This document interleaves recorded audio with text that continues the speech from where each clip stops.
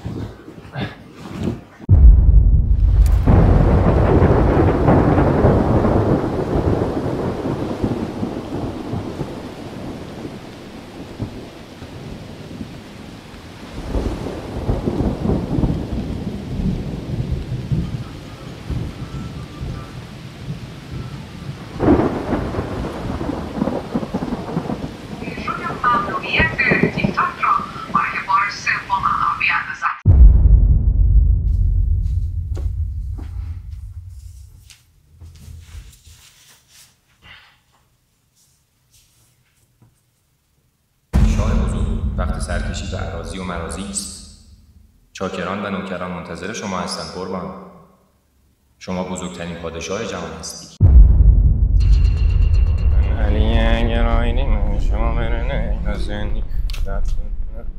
سلام آقا مجتبی، چاکریم.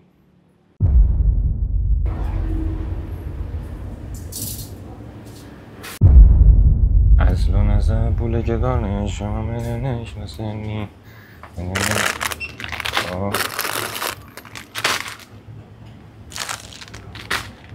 آقا مجتبی اینا چنده؟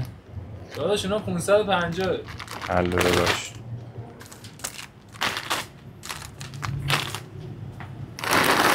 چنده چه درده من؟ آقا مجتبی بیزنم یه موجودی بگیر. داداش رمزت؟ رمز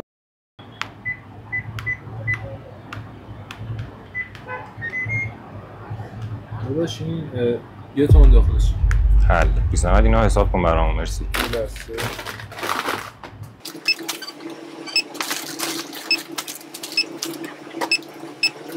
چقدر شد؟ داداش اینا شد 950. 950. این خدمت شما 50 بکش برای بچه ها هنو. قابل چاکریم.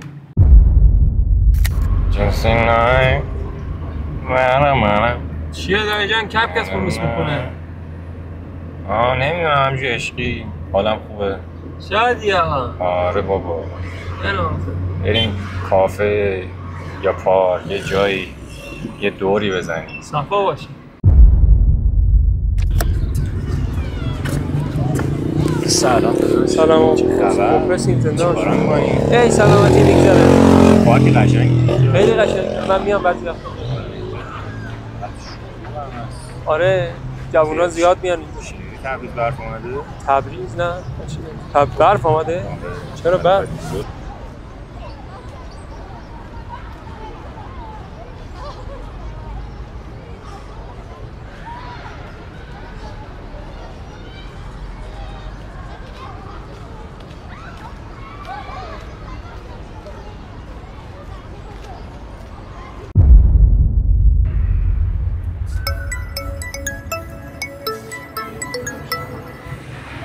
الو سلام. خوبین آقا صادقی؟ بفرمایید در خدمتم. چی؟ وام جور نشده یعنی چی؟ شاید فیلم برادران خسرو بازی شهاب حسینی رو دیده باشین. این فیلم زندگی یه آدم دو قطبی رو به تصویر میکشه و حالا باید بریم ببینیم که اصلا دو قطبی یعنی چی. دو قطبی یه اختلال روانپزشکیه و به خاطر علائمی که داره ممکنه زندگی فرد رو تحت تاثیر قرار بده یا مختلش کنه. قبل از هر چیزی هم بهتره با یه سری اصطلاحات آشنا بشیم تا اونو بهتر بشناسیم. هایپومانیا، مانیا و افسردگی. آره افسردگی هم همونطور که خودتون بهتر میدونین دیگه نیاز به توضیح نداره. یه سری کرایتریاها یا ویژگی‌ها داره که مثلا سطح انرژی پایین، غمگین بودن، خواب زیاد یا کم، اشتهای زیاد یا کم و یه سری چیزهای دیگه. ولی در مورد مانیا باید بهتون بگم که معادل فارسیش میشه شیدایی یا سرخوشی ولی هایپومانیا هم دقیقا معنی مانیا رو میده، ولی فقط یه مقدار شدت علائمش کمتره و مدت زمان علائمش کمتره. اختلال دو قطبی خودش به دو نوع تقسیم میشه، نوع 1 و نوع 2. توی نوع 1 فرد بیمار مانیا داره، میتونه افسردگی داشته باشه یا اینکه نداشته باشه. اما توی نوع 2 فرد بیمار هایپومانیا داره و یک افسردگی ماژور یا به اصطلاح ساده‌تر افسردگی شدید داره. اگه منم بخوام در مورد علائم این بیماری بیشتر توضیح بدم، اینکه توی اون روزایی که افسردگی داره که خودتون بهتر میدونین که چیه و چه علائمی داره، ولی وقتی که وارد فاز مانیا میشن خیلی سرخوش میشن، خیلی پر انرژی تر از روزای قبلشون میشن و حتی خیلی توی اون روزا پر حرف میشن و یه اصطلاح هم هست حتی بهش میگن کلام پرفشار. یه جوری صحبت میکنن که حتی نمیتونی حرفشون رو قطع بکنی و توی اون روزا به خاطر انرژی خیلی زیادی که دارن دست به هر کاری میزنن، حتی رفتارهای جنسی پرخطر رو انجام میدن، یه خیلی از کارها رو شروع میکنن و نصف نیمه رهاش میکنن و توی این روزهایی که مانیا هستن خیلی تحریک پذیر هم هستن، یعنی با کوچکترین اتفاقات عصبی میشن. و در مورد هایپومانیا هم دقیقا همینه و شدت علائمش کمتره و مدت روزش میتونه کمتر باشه، یعنی مانیا باید حداقل 7 روز این علائم رو داشته باشه ولی هایپومانیا حداقل 4 روز.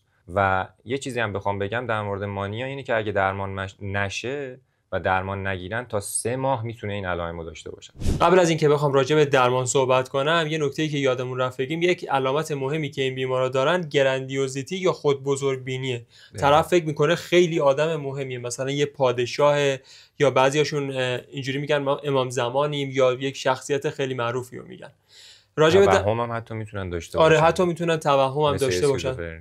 دقیقاً.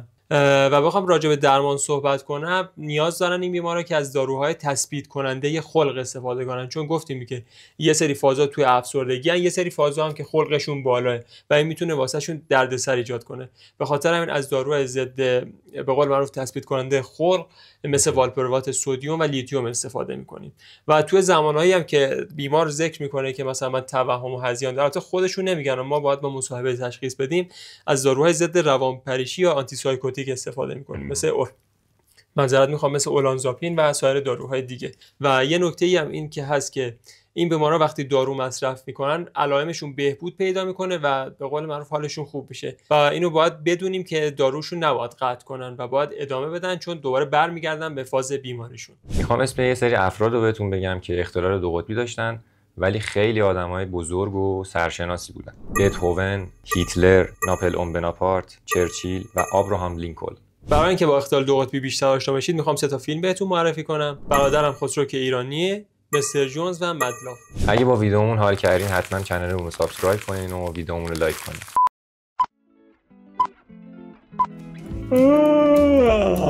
همینو بگو. میخوام 3 تا فیلم بهتون معرفی کنم که با دیدنش میتونید با اختلال دو قطبی بیشتر آشنا بشید. این فیلم ها هستن برادرم خسرو، مدلاف و مد جونز. مد جونز.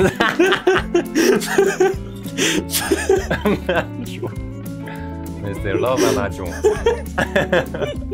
علی تایم ویدیو. چون نمیشه سابسکرایب. ولی همون رو بیا بالا. سابسکرایب.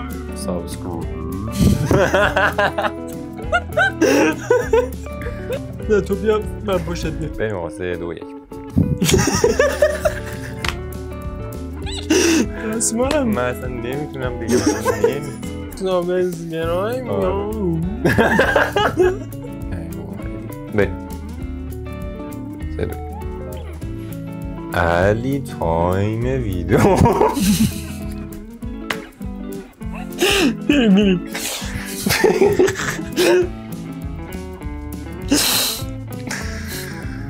دو قطبی ها میان از همون شکایت میکنم.